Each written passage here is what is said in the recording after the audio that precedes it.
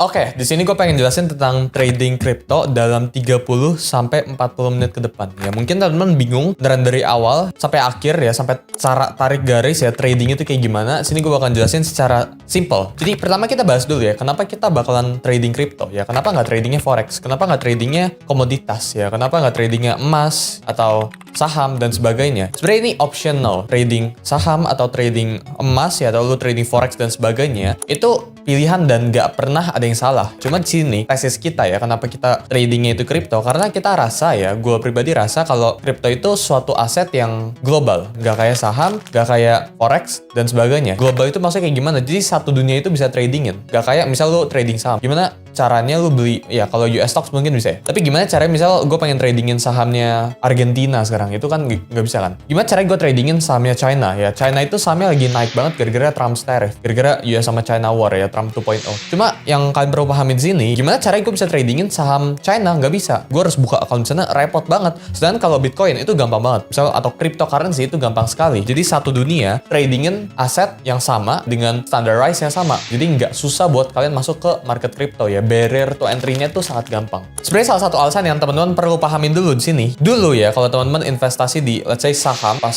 masa-masa eranya Warren Buffett ya sama Charlie Munger atau siapapun itu yang sekarang udah gila banget, itu teman-teman pasti sekarang kaya. Contoh lain ya, misal lu invest ke properti ya, abad ke-19an, ya lu sekarang pasti juga kaya juga. Yang teman-teman perlu pahami di sini, kita tuh perlu jadi orang yang baru mulai sesuatu. Jadi kita nggak bisa cuma ngikutin ya pas semuanya itu udah safe. Kalau teman-teman invest ke properti sekarang, bisa untung nggak? Bisa. Tapi apakah untung kalian itu bisa mengejar orang yang invest dari abad ke-19an? Kan nggak. Kalau teman-teman invest ke saham sekarang, apakah bisa kaya? Bisa. Banyak yang kaya gitu. Cuma apakah teman-teman bisa kaya dari saham kayak Warren Buffett? Ya, mungkin bisa, tapi kecil sekali odds-nya. Jadi teman-teman get the point sini. Sedangkan kripto ini masih belum ada tokoh-tokoh yang beneran tanda kutip ngetop. Asetnya itu baru 20 tahunan. Sedangkan saham ini udah ratusan tahun. Properti ini udah dari zaman-zaman sebelum Masehi kali udah ada properti. Jadi yang teman-teman perlu pahamin itu, yang pertama kripto itu global asset. Kedua itu kita perlu jadi yang namanya early adopters. Salah satu menurut gua kesalahan yang teman-teman perlu pahamin dalam berinvestasi itu zaman sekarang anak muda itu lebih duluan buat investasi daripada cari duit. Itu salah besar. Jadi misal lu dapat duit dari jajan orang tua lu atau dari siapapun gitu. Terus lu investasiin. Menurut gue itu salah. Kenapa? Karena teman-teman perlu pahamin ini kayak game tycoon ya. Ini kayak lu harus cari cash flow-nya, lu harus cari mesin cetak uangnya dulu, baru hasil cetakan uangnya ini lu tradingin ya, atau lu investasiin. Jadi salah satu hal yang menurut gue kalian perlu pahamin sebelah sini itu belajar buat cari uang dulu sebelum kalian mulai investasi. Kalau kalian belum punya income yang lumayan cukup banget buat kalian tradingin kripto, ya lu jangan trading kripto dulu, tapi lu investasi leher ke atas. Tapi kalau apakah buat coba-coba bisa? Mungkin ya bisa-bisa aja ya. Again, ini referensi ya, baik lagi ke teman-teman. Jadi 3 tips pertama sebelum kita mulai ke trading kripto. Yang pertama itu teman-teman harus pahamin kalau Bitcoin, kalau kripto itu global asset. Terus yang kedua itu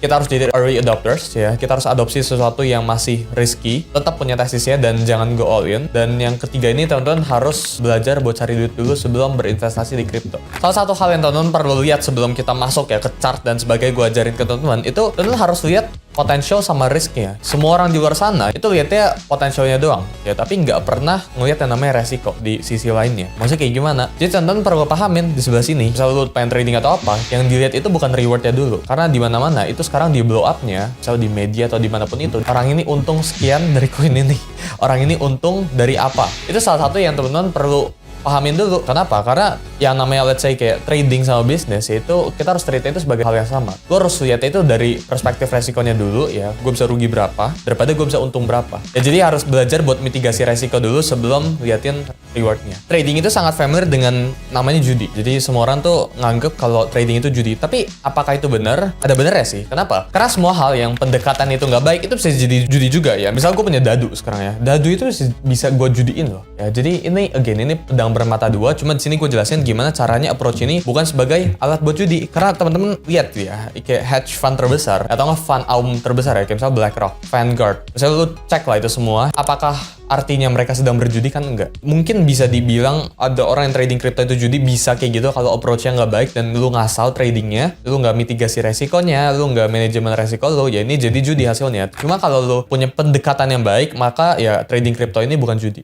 Teman-teman mungkin sering lihat ya data kalau ya 99 traders itu gagal di market, dan menurut gue pribadi itu fakta banget, dan ini nggak cuma di trading tapi ini di semua bidang. Jadi kenapa trading itu lu bisa bilang 99%-nya gagal? Karena ada datanya. Pas lu sign up ke broker ya atau ke exchange, itu kan exchange atau brokernya ini kan bisa lihat berapa persen sih dari nasabah gue ini yang loss, atau yang untung tuh berapa persen sih, dari misal dari 100 tuh berapa sih yang untung. Ya lu nasabah ya atau broker itu kan bisa lihat kayak gitu. Makanya salah satu hal ya yang menurut gue perlu kalian pahamin, 99% itu gagal di sini karena datanya itu trackable, tapi bukan berarti nih mustahil ya buat teman-teman buat coba. Karena baik lagi ya, teman-teman harus treat trading itu sebagai karir ya, nggak bisa kayak misal lu pengen jadi dokter lu butuh 4 tahun, ya lu pengen jadi lawyer lu butuh 3-4 tahun, tapi lu pengen jadi trader ya kita sepakat dulu di sini ya, financial market ya, finance itu industri nomor 1 guys di dunia. Uang paling baik itu di mana? Di finance jawabannya. Kalau lu bilang di bisnis belum tentu juga ya, karena kan saham itu kan cuma valuasi hitungannya, tapi kalau bicarain finance itu kan real cash. Semua fund besar itu kan punya cash yang bisa di cash out sekarang juga. Jadi finance itu industri nomor 1. Lu pengen berkompetisi di industri nomor 1, lu pengen trading, tanda kutip ngerampok duit dari industri nomor 1, cuma lu 3-4 bulan udah nyerah, itu kan aneh banget. Jadi gua rasa pola pikirnya itu perlu dibenerin. Kalau bukan judi, jangan gampang nyerah, karena ini karir industri nomor 1. Lu nggak bisa expect ini buat gampang. Kalau lu pengen jadi dokter lu butuh 4 tahun, masa lu trading 3 bulan 4 bulan udah stop?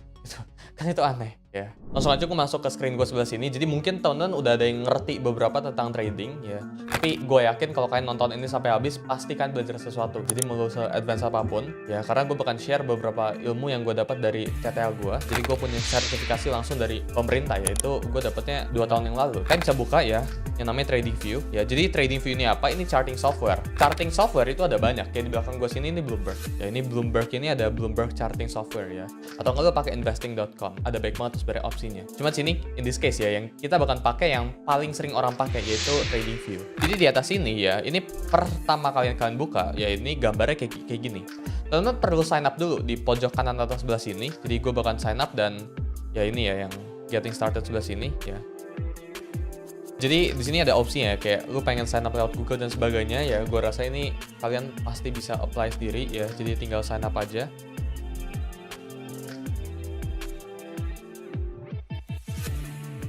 Di sini gue udah selesai sign up ya, jadi langsung aja ya. Kita bisa cek ya, di sebelah atas ini ada yang namanya search bar guys ya. Ini buat kalian cari yang namanya simbol ya, atau ticker. Jadi kalau misal gue pengen buka chartnya Bitcoin, gue pengen buka harganya Bitcoin sekarang, gue tinggal ke search bagian atas sini. Jadi gue tinggal klik di search atas ini. Ya, gue tinggal cari Bitcoin. Teman-teman mungkin bakal cari Bitcoin kayak gini, ya ini juga bisa. Tapi biasanya kita pakai singkatannya ya, tickernya, yaitu BTC. Jadi BTC USD. Contohnya sebelah sini, gue pakai yang ini ya. Jadi ini ada banyak Bitcoinnya apa. Jadi ini liquidity provider masing-masing ya. Jadi kalau kalian pilih yang ini ya, BTC USD ada Coinbase-nya. Artinya apa? Artinya ini itu chartnya berasal dari Coinbase. Tapi gue sangat rekomendasikan buat teman-teman ngambil yang crypto sebelah sini ya. Jadi lu tinggal klik yang crypto, terus ya launch chart sebelah sini. Ya di sini kita udah masuk ke charting software-nya ya. Jadi ini gue udah buka ya Bitcoin ya. Sebelah kiri sini itu ada yang namanya toolbar ya. Ini selebihnya gue discuss nanti ya.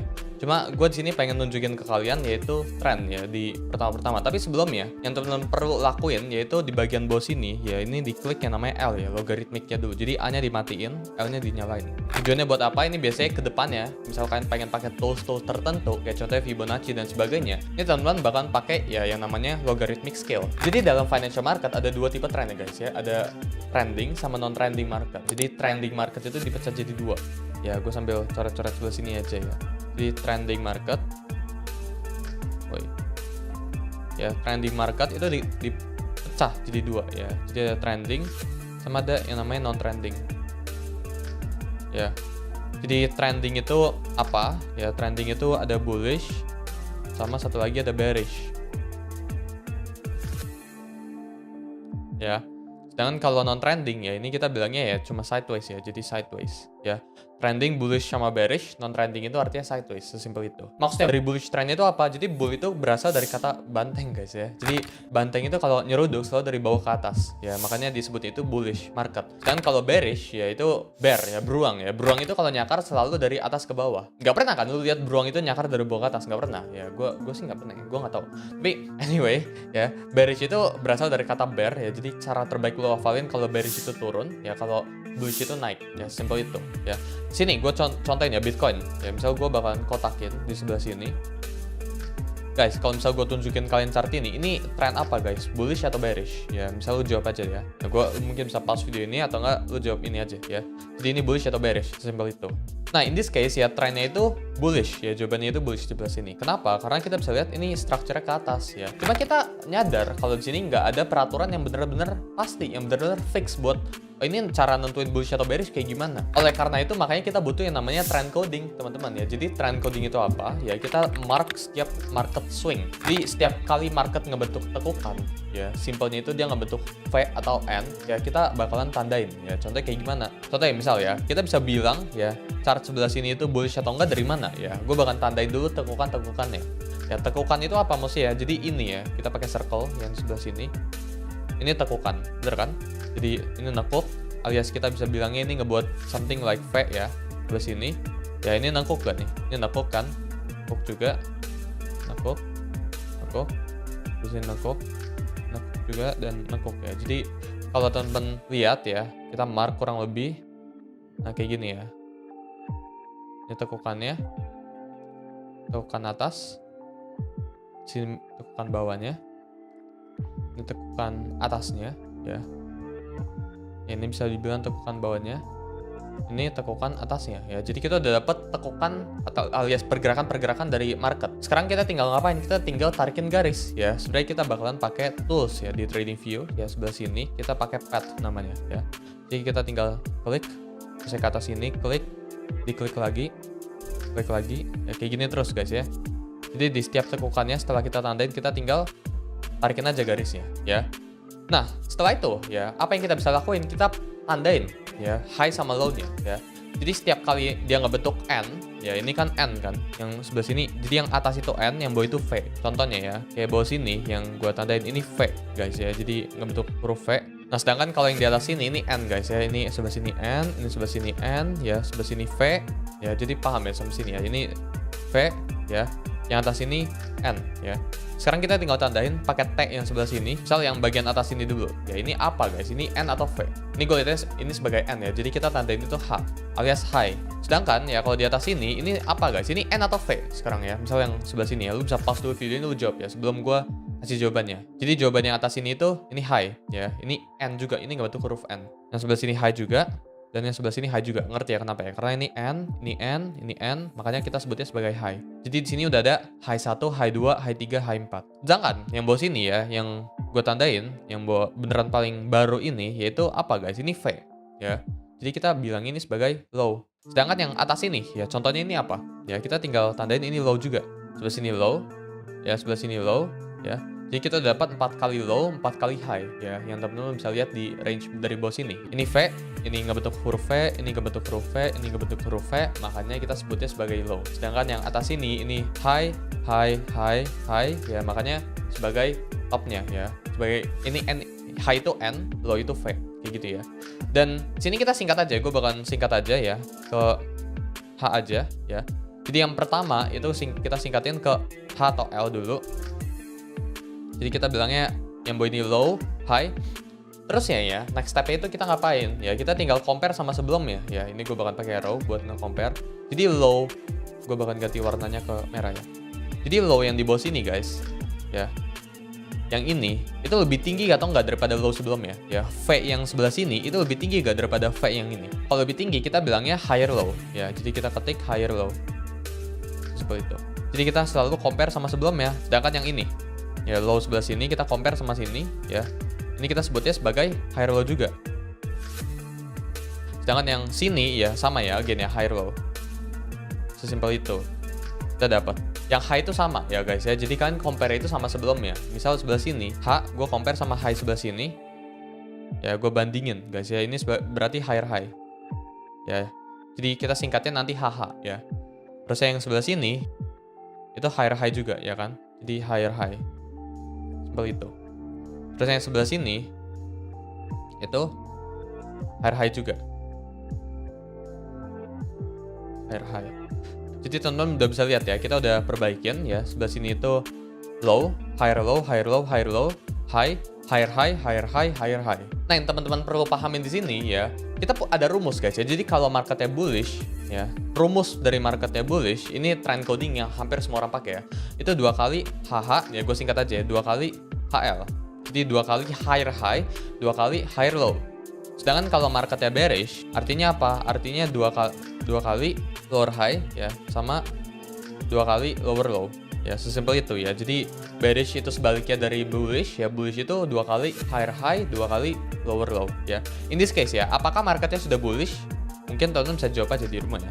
Ini jawabannya udah. Kenapa? Karena di sebelah sini ini kan udah ada 1 kali high, 2 kali high. Di sebelah sini juga low-nya ini udah 1 kali low, 2 kali low. Jadi udah 2 kali ya, udah masuk guys ya ke requirement-nya ya. Jadi low, higher low, higher low. Sebelah sini udah masuk ya. High, higher high, higher high. Ini udah masuk sebagai bullish trend. Contoh ya, ini gue bakal cariin chart yang misal bearish ya. Kita remove dulu semuanya. Nah, misal kayak gini deh guys ya. Ini kan udah clear bearish ya. Tapi gimana? Aturannya tuh kayak gimana? Pertama ya, kita mark dulu semuanya. In this case, misal gue marknya bagian ini, bagian bawah sini, bagian sini, bagian bawah sini, sama sini ya contoh ya. Sama terakhir di bawah sini. Jadi gue udah marking semuanya. Gue tinggal pakai pad yang kayak tadi. Sama persis guys ya caranya. Tinggal di connect aja, tarik-tarikin. Ketemu ya, sampai kayak gini. Terus gue tandain. Ya ini gue agak cepet aja ya. Jadi yang atas ini tuh high. Yang bawah sini itu low. Yang bawah sini itu ya kita bilangnya lower low ya. Kita agak cepet aja. Habis ini gue jelasin kenapa. Karena masih lumayan banyak guys yang perlu gue discuss ke teman-teman. Ini lower high ya. Ngerti ya kenapa ya? Di L high itu lower high ya. Lower high. Nah, kenapa ini lower high? Karena kita compare dari titik ini ke atas. Kita compare dari, nah kayak gini ya. Jadi ini lower high. Kenapa? Karena area yang sebelah sini itu lebih rendah guys daripada ini. Garis yang ini. Jadi kita sebutnya sebagai lower high. Sama, ini kenapa ini lower high? Karena yang ini itu lebih rendah daripada yang ini. Jadi kenapa itu lower high? Karena kayak gitu ya. Alasannya. Ya sama yang buat ini ya. Kenapa lower low? Ya karena kita compare sama sebelumnya ya, dari low terus ya lower low sebelah sini ya. Ini kenapa lebih rendah? Ya karena ini lebih rendah guys ya, titik ini yang bawah sini tuh lebih rendah dari ini. Itu kenapa kita sebutnya sebagai lower low. Setelah teman-teman pahamin ya tentang high, low dan seterusnya, sekarang kita bakal masuk ke yang namanya support sama resistance ya. Jadi support resistance itu apa? Sama guys ya, sama kayak teori tadi, kita pakai teori V sama N tadi ya yang gue jelasin ya. Jadi gue bakal pakai sebelah sini kan ada V. Ya, ini gue bilang ini V ya. Ini N. Ya. Misal yang bawah sini ini V. Ini N. Ini V. Ini juga V lah ya. Yang sebelah sini N ya. Jadi gue udah tandain nih ya, V sama N ya di dalam chart sebelah sini. Kita bakalan pakai yang namanya horizontal line guys ya. Jadi horizontal line sebelah sini ya gue bakalan garisin. Kalau tadi itu kita tarik dari VN ya. Jadi dari V kita tarik ke N, dari N kita tarik ke V dan seterusnya ya. Ini kita garisin penuh ya. Ini teori yang berbeda dengan trend following. Jadi kita tinggal garisin ya setiap dari ini. Ini gue copy ya semuanya. Nah, gue udah garisin pelan-pelan ya.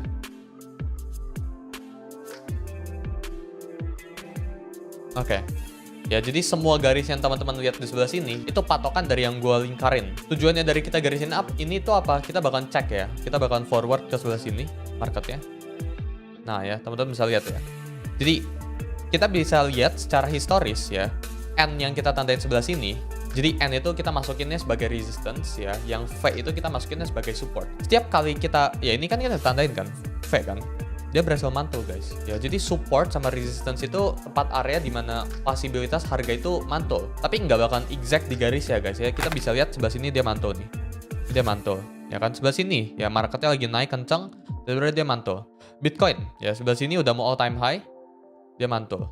Ya jadi teman-teman bisa pahamin kalau support sama resistance itu kayak gitu cara mainnya. Jadi kita bisa lihat dari VN doang. Sesimpel itu guys ya. Jadi kalau misal sekarang nih marketnya itu baru aja bounce guys ya. Jadi yang gue bakalan lingkarin sebelah sini ya, dia lagi naik tapi berhenti naik. Sebelah sini dia lagi turun, berhenti turun di garis yang kita tandain tadi ya. Jadi itu yang kita tandain sebagai support sama resistance. Jadi gimana sebenarnya cara kita manfaatin hal ini namanya support sama resistance? Kita bisa pakai yang namanya breakout ya. Jadi breakout itu apa? Kita anggap setiap area yang gue tandain sebelah sini itu range ya. Jadi range 1 yang bawah sini ini range 1 ya. Gue bakalan ganti aja ya namanya.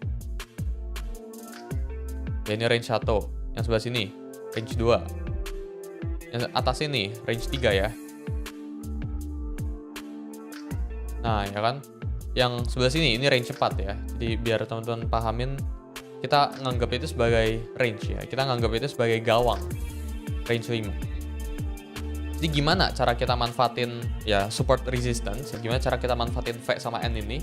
Kita bisa lihat setiap kali dia tembus, beneran tembus, kita bisa lihat dia beneran tembus guys. Jadi gini, harga itu, ya harga sekarang itu bakal terus-terusan ngejar range berikut-berikutnya. Contohnya Bitcoin dari bawah sini, ke bawah sini ya. Dia bakal ngejar range atasnya atau range bawahnya. Jadi dia bakal ngejar ke atas sini, kayak yang gue tandain, gue bakalan nah, kayak yang brush sebelah sini, jadi dia bakal ngejar ke sini atau dia bakal ngejar ke range yang di bawah sini ya, yang kita bisa tandain nanti. Tapi in this case ya, kita bisa lihat dia ngejarnya ke range 2 ya, dari range 1 ke range 2. Gimana cara kita manfaatin ya? Kita buy di saat marketnya itu terjadi breakout. Ya, contoh ya, di sini gue bakal potongin chartnya. Misal dia udah kayak gini ya. Ya, ini replay chart guys ya, yang gue lagi mainin. Kalian bisa lihat ya, based on chart sebelah sini, ini kan garisnya kita udah gambarin dari sini guys ya. Ya, jadi kita kurang lebih udah tahu nih, kalau Bitcoinnya bakal naik, dia bakalan ngejar dari range sebelah sini 1 ke range 2, ya ke range 3, ke range 4, ya ke range 5, ya. Dia bakal ngejar ke atas, ke atas, ke atas, selama dia mampu bertahan di range bawah sini. Tapi apakah bisa dia turun? Bisa juga jawabannya. Tapi kita di sini bakal discuss kalau dia naiknya aja, karena kita udah tahu. Nah, cara manfaatin kayak gimana? Kita bakalan buy ketika Bitcoin ini berhasil menembus range yang gue tandain sebelah sini. Jadi kalau Bitcoin ini berhasil nembus range yang gue tandain ini 83.000, gue ganti aja warnanya. Nah, warna merah sebelah sini, region merah ya. Warna hitam deh ya, warna hitam sebelah sini ya. Maka ada potensi buat dia ngejar ke atas sini. Bener kan ya?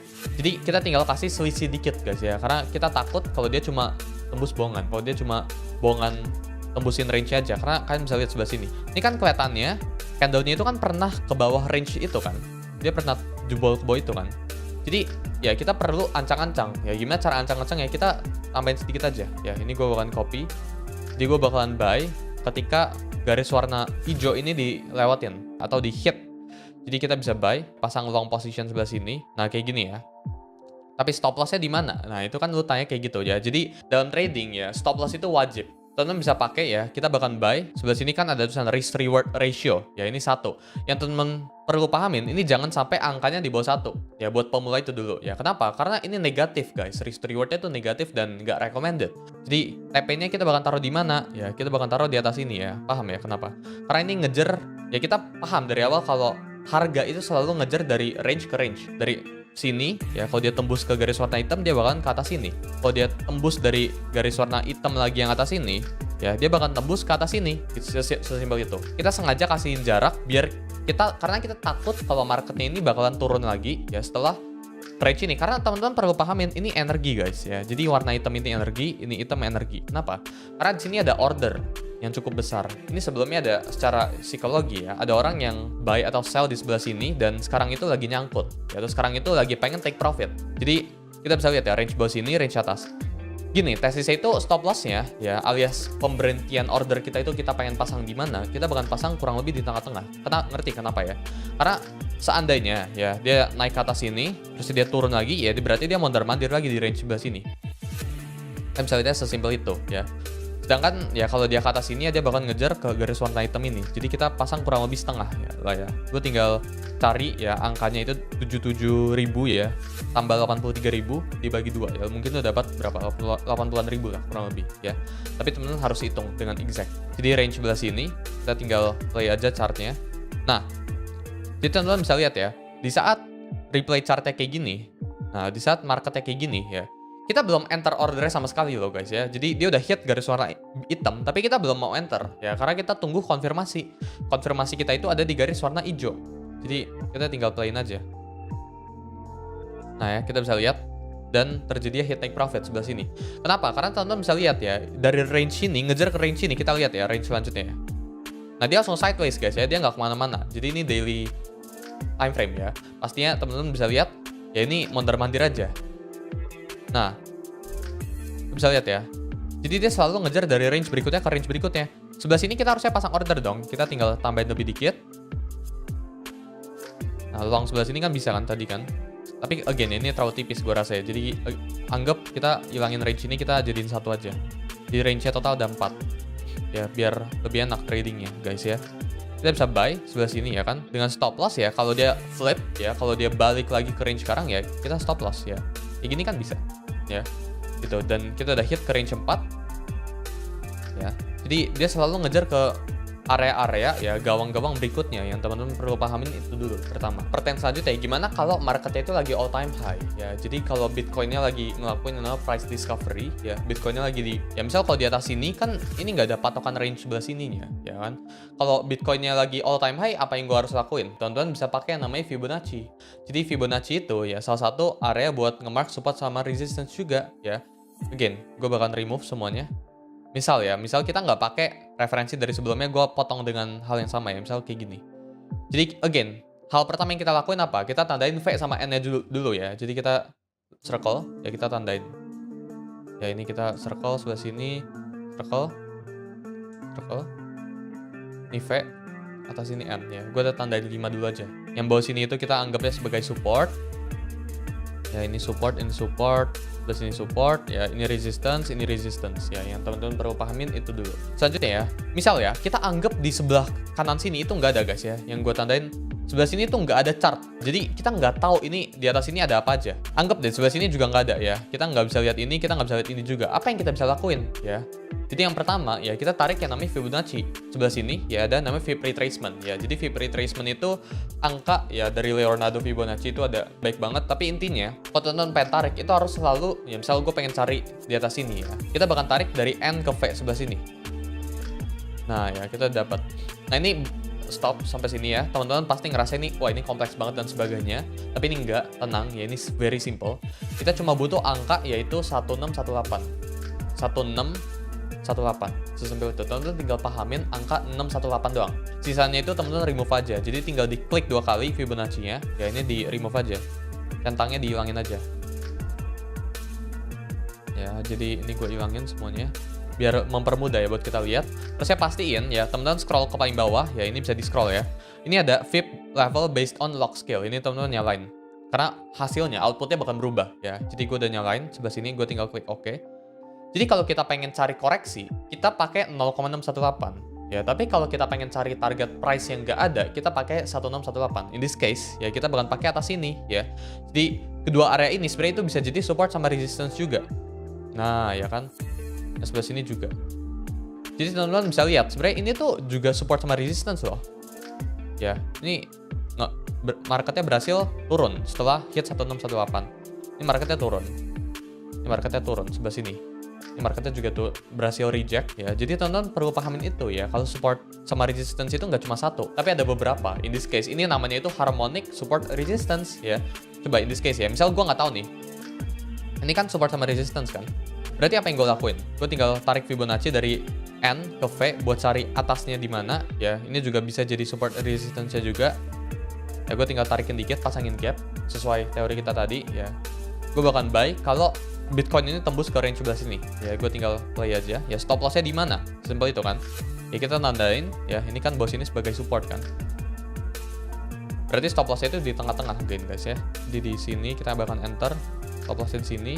Profitnya di atas ini ya, karena ini itu sebagai area Fibonacci ya, zone ya.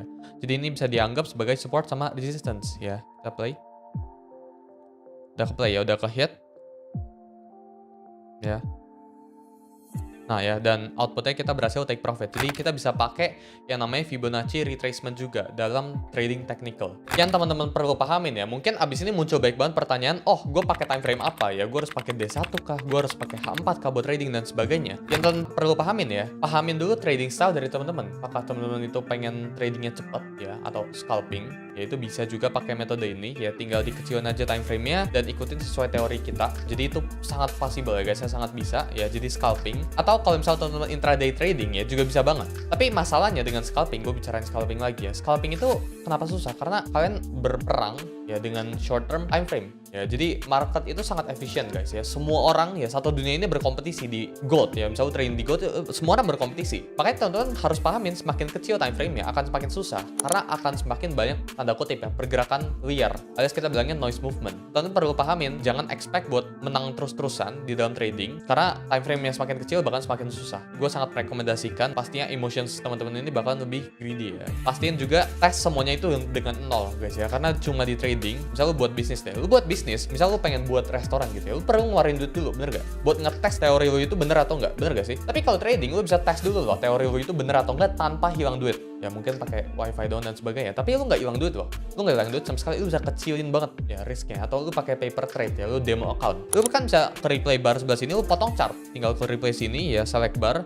Tinggal dipotong aja guys, kayak gini. Misal, oh gue pengen cek deh kalau gue pakai metode kayak gini kayak gimana ya. Jadi kalian tuh bisa selalu yang namanya trading ya tanpa kehilangan uang. Lu bisa tes dulu teori lu, dan ini cuma berlaku di trading, nggak bisa di bisnis. Kalau di bisnis lu kayak gini nggak bisa guys ya. Setahu gue sih nggak bisa ya. Mau lu pakai duit orang pun itu kan tetap pakai duit ya, lu tetap hilang duit, lu nggak bisa tes dulu teori lu, cuma di trading yang bisa. Risk management itu juga salah satu hal yang crucial banget, yang penting banget buat kalian mulai ya. Kenapa? Karena semua orang, 99% orang itu bukan nggak bisa trading guys ya, bukan nggak bisa technical analysis, bukan nggak bisa kayak gini-ginian. Mungkin ya, gue nggak tahu ya, teman-teman harusnya bisa paham di sini. Kalau teman-teman nggak paham bisa langsung join Discord gue secara gratis, linknya mungkin ada gue taruh aja di pin comment. Cuma again ya, teman-teman harus pahamin kalau emotions itu, emosi itu bergejolak karena ini semuanya real time. Jadi kalau teman-teman lagi win baik banyak, usahain buat teman-teman ngerem ya. Tapi kalau teman-teman lagi loss banyak, usahain buat ngerem juga. Jadi belajar punya rem ya, belajar menjaga resiko. Karena again, tujuan kita di sini itu bukan jadi kaya, tapi kita ada dua goal ya. Jadi nomor satu itu bukan jadi kaya dulu, tapi jangan jatuh miskin dulu. Karena again guys ya, kalian trading tuh pakai uang yang kalian cari susah-susah, masa lu pengen buang gitu aja sih?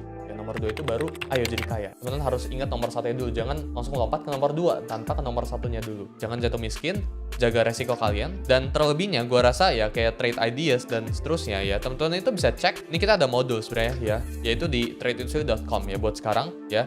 Jadi kita ada akses ke community, bahkan modul-modul kayak gini tuh ada baik banget di website kita. Jadi buat kalian yang interested, bisa langsung gabung ke Discord kita, atau enggak langsung aja chat ke admin kita ya kalau penasaran. Tapi again guys ya, ini bukan kayak kalian nggak harus join ya buat kalian jadi 100% profitable. Cuma kalau kalian misal pengen langsung ngobrol sama gua atau ya punya community kayak yang saling support, ya misal di kasus ini ya, ini bagian gratisnya ya, jadi ada Bitcoin Outlook dan sebagainya. Jadi kalian tuh bisa ngobrol sesama teman guys. Isinya itu ada chart. Di bagian premium kita itu ada chart review guys ya, jadi lu bisa ngobrol setiap hari tuh.